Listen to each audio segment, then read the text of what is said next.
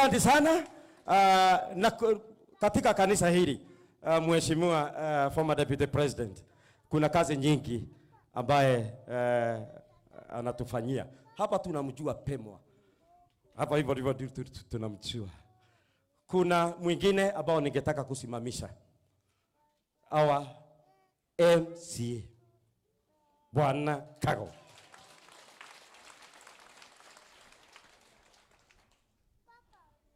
Huyo ambao amesimama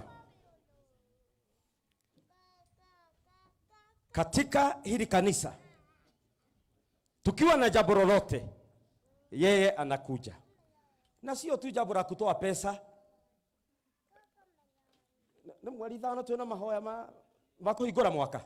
Yeye anakuwa pamoja nasi every first Saturday of the year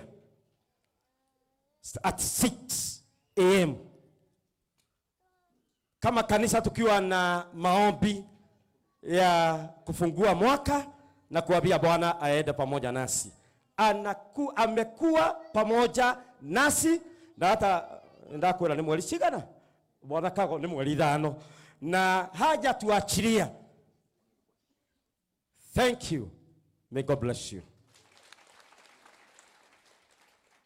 Bwana nganga kitwirire hanga ako pale.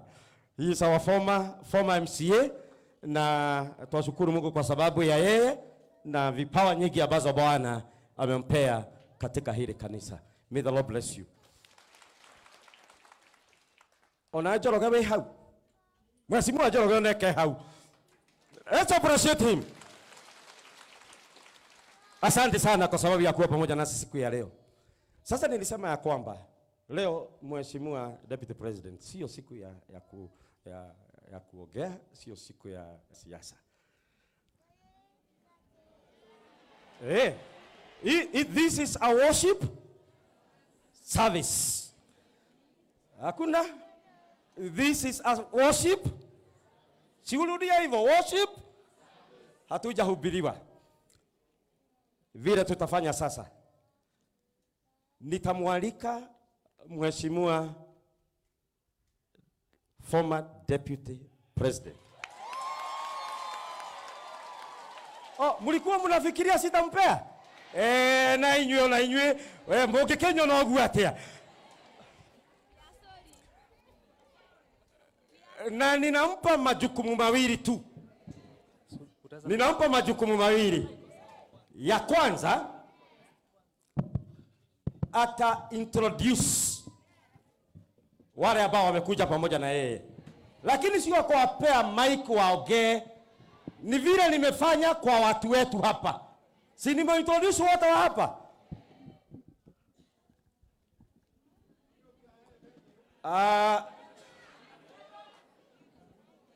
Kwa hivyo Mheshimiwa Deputy President, jukumu la kwanza ni kuintroduce hao wengine wote.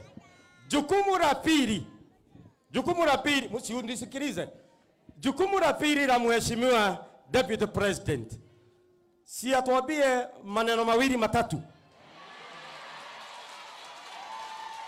kwa dakika chache, kwa dakika na wega wake mundu gwitwo Rigathi wa Gachagua nembo Presbyterian tigo gwenyo muraiga ati wape waonge uyu riu ni ogevithie gathiaga atia na gevithie ni gutiaragio riu koguo ne gitio kinene kumuhe aria ndugioka mheshimiwa tusimame tumraki tusimame.